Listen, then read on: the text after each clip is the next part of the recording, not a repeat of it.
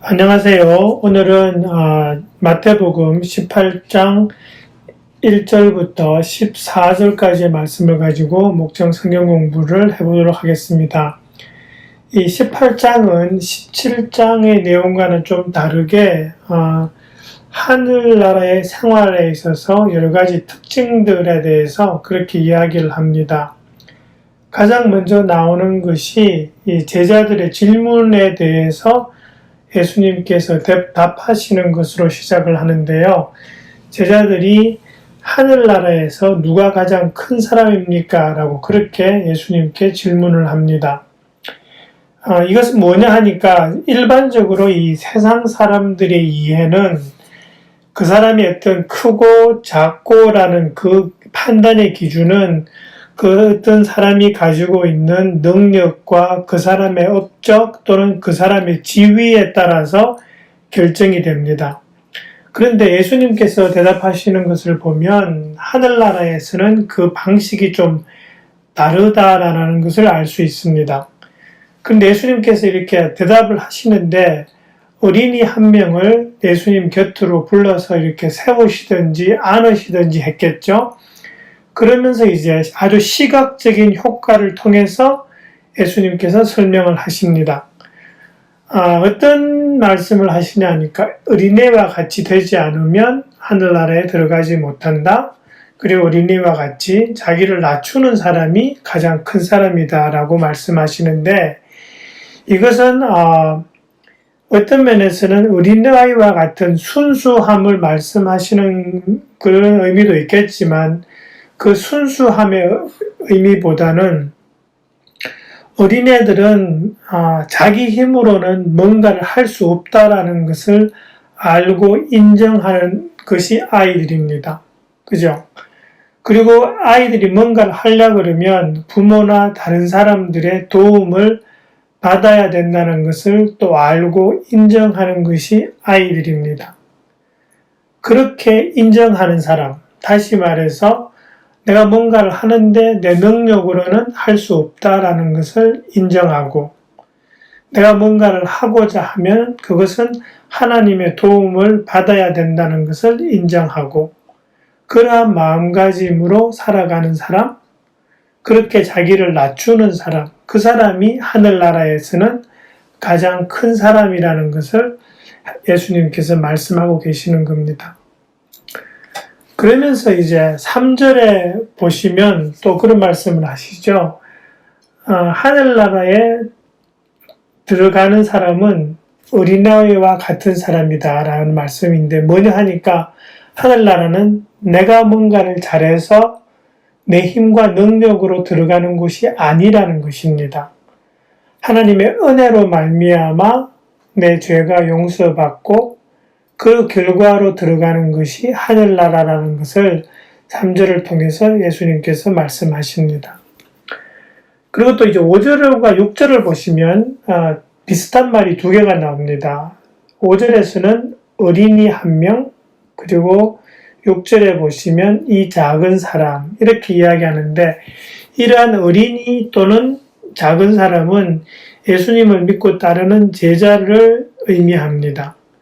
그런데 이러한 어린애들을 영접하는 것이 나를 영접하는 것이다 라는 것은 이렇게 어린 제자를 예수님을 따라가려고 하고 그 예수님을 섬기려고 하는 그런 제자를 영접하는 사람, 다시 말해서 그러한 제자들이 전하는 그러한 복음을 받아들이는 사람이 예수님을 영접하는 것과 같다라는 그런 말씀을 하고 계십니다. 그러면서 이제 6절에 넘어오면은 조금 다른 말씀을 하시는데요. 예수님께서 뭐라 그러시냐 하니까, 이러한 작은 사람을 걸려 넘어지게 하는 그런 어떤 죄의 유혹에 대해서 말씀하십니다. 근데 6절부터 9절의 내용을 보시면 그 가운데서 눈에 띄는 것은 예수님께서 지금 과장법을 사용하고 계시다는 것입니다. 예수님께서는 말씀하시다가 하고자 하는 말의 그 의미를 아주 분명하게 강조하기 위해서 과장법을 많이 사용하셨습니다. 6절에 나오는 큰 맷돌을 들고 바다에 빠지는 것, 그 다음에 뒤에 가시면 손이나 발을 잘라 찍어버리는 것, 그 다음에 뒤에 가시면 9절에서 눈을 뽑아버리는 것, 이런 것과 같은 아주 과격한 행동들을 이렇게 이야기하시는데, 이것은 실제로 그렇게 하라라는 내용보다는 그만큼 시리어스하게 그렇게 생각을 해라라고 하시는 어떤 과장법의 의미입니다. 그리고 이제 6절하고 뒤에 계속해서 반복해서 7절하고 이렇게 반복해서 나오는 말이 뭐냐 하니까 걸려 넘어지게 한다라는 그런 말이 나오죠. 이것은 다른 말로 하면은 예수님을 믿으려고 따르려고 하는 사람이 있는데 그 사람으로 하여금 잘못된 길로 빠져 들어가게 해서 죄를 짓게 하고 하나님으로부터 멀어지게 하는 그러한 것을 걸려 넘어지게 하는 이런 말로 표현을 하고 계십니다. 그런데 그렇게 걸려 넘어지게 하는 사람을 보시면은 바다에 빠지고 손과 발을 자르고 그 다음에 눈을 뽑아버리고 하는 그렇게 아주 과격하게 말씀하시는데, 이 말은 이 걸려 넘어지게 하는 것이 한 번의 실수로 인한 것이 아니라는 것입니다. 왜냐하면은 7절 후반절에 보시면 걸려 넘어지게 하는 일이 없을 수는 없으나 라는 그런 말씀을 하시거든요. 다시 말해서 이것이 내가 어떤 실수로 다른 사람을 걸려 넘어지게 했다, 또는 죄짓게 했다, 그렇게 했다라는 그런 의미가 아닙니다. 실수로 하는 것이 아니라 이 사람이 반복적으로 생활의 패턴이 그렇게 되도록 그렇게 유도하는 것을 의미합니다. 그리고 또 계속 보시면은 6절, 7절은 남을 걸려 넘어지게 하는 것에 관한 말씀입니다. 그죠? 근데 8절, 9절을 보시면 나에 관한 말씀입니다. 네 행동이, 네 손이나 발이 또는 네 눈이 이렇게 말씀하시는 것으로 보아서 6절, 7절은 남으로 하여금 죄짓게 하는 것이고 8절, 9절은 내 스스로의 행동이 나로 하여금 죄를 짓게 하는 그러한 것을 말씀하시는데, 다른 말로 하자면 네가 욕심이나 너무나 어떤 일에 대한 열심이 너무나 지나쳐서 그 결과로 죄를 짓게 되거든, 이렇게 말씀하시는 거거든요. 다시 말해서 그럴 경우에는 네 손과 발을 찢고 눈을 뽑아버릴 정도로 네 스스로의 행동을 철저히 돌아보고 자기 관리를 잘해라라고 하는 그런 말씀으로 우리가 받아들일 수 있겠습니다. 그러면서 이제 10절로 넘어가면은 10절에서는 예수님께서 이 천사들을 이야기하시는데요. 뒤에 보시면 하늘에서 그들의 천사들이 하늘에 계신 내 아버지의 얼굴을 늘 보고 있다라고 그렇게 말씀하세요. 각 믿는 사람을 하나님께서 천사를 통해서 보호하시고 돌보시는 것은 맞습니다. 그런 말씀을 하고 계시는데, 요 구절을 한 걸음 더 나아가서 어떤 식으로 해석하시는 분들이 있냐니까, 각 믿는 사람에게는 각각의 개인에게 보호하는 천사, 가디언 에인절이 있다라고 그렇게 해석하시는 분들도 있습니다. 물론 이 말이 그렇게 해석을 못하는 그런 건 아닌데요. 그거는 조금 이렇게 한 걸음 더 좀 확대 해석한 것이고, 요 구절 자체로만 보면은 각 사람에게 가디언 에인절이 있다라는 의미로 해석하는 것은 조금 너무 나간 것입니다. 단지 하나님께서 천사를 통해서 믿는 사람을 돌보고 계시다라는 거기에서 멈추는 것이 더 올바른 해석이라고 보시면 맞습니다. 그리고 이 뒤에 12절부터 보시면 길 잃은 양에 대한 비유가 나오죠. 길 잃은 양의 비유는 여기에도 나오고요. 누가복음 15장에서도 나옵니다.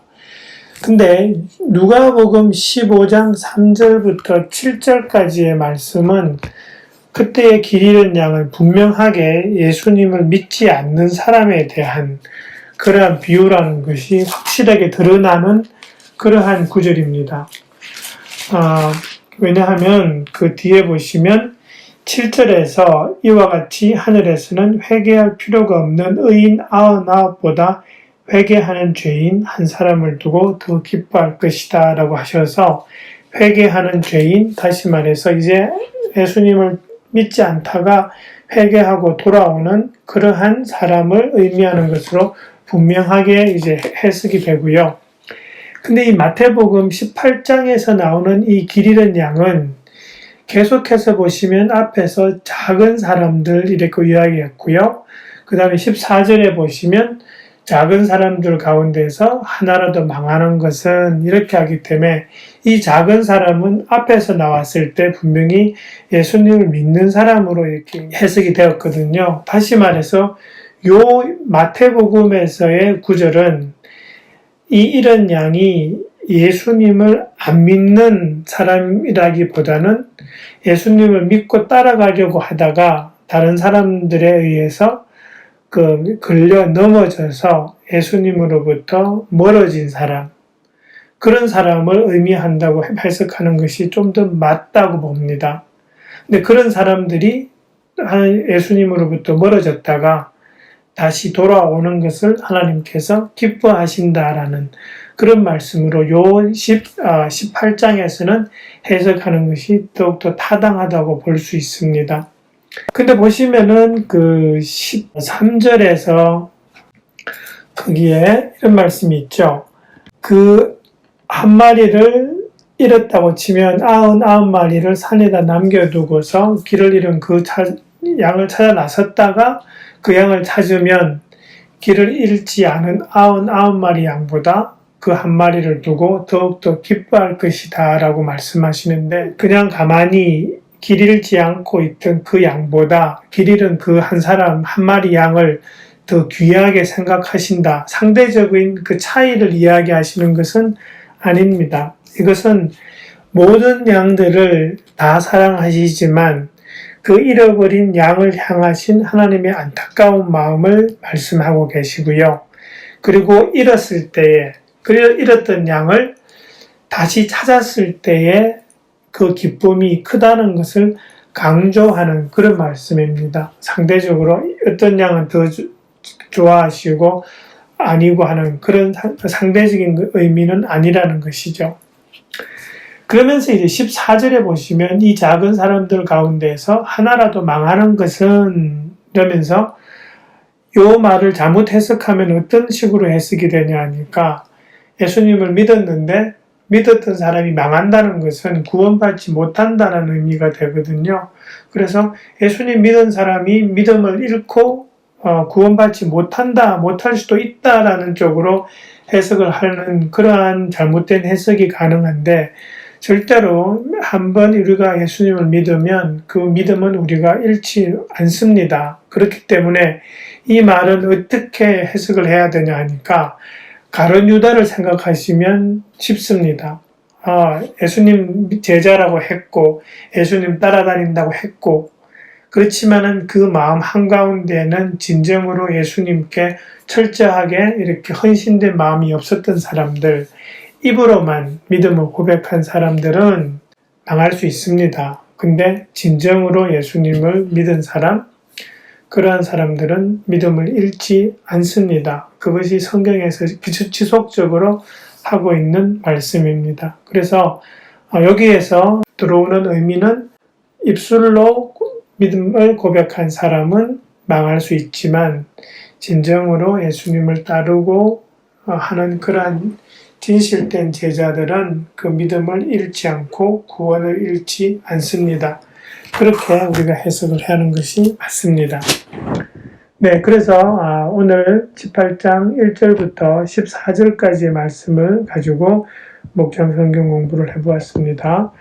또 저희들이 그 코로나 바이러스 사태가 자꾸 더 심해져서 또 대면해서 만나는 것이 더 힘들어지는 상황이지만, 또 멀리서라도 영상으로도 그렇게 말씀을 같이 나누며 은혜 받으시는 모든 여러분들 되시기를 바랍니다. 감사합니다. 수고해 주시기 바랍니다.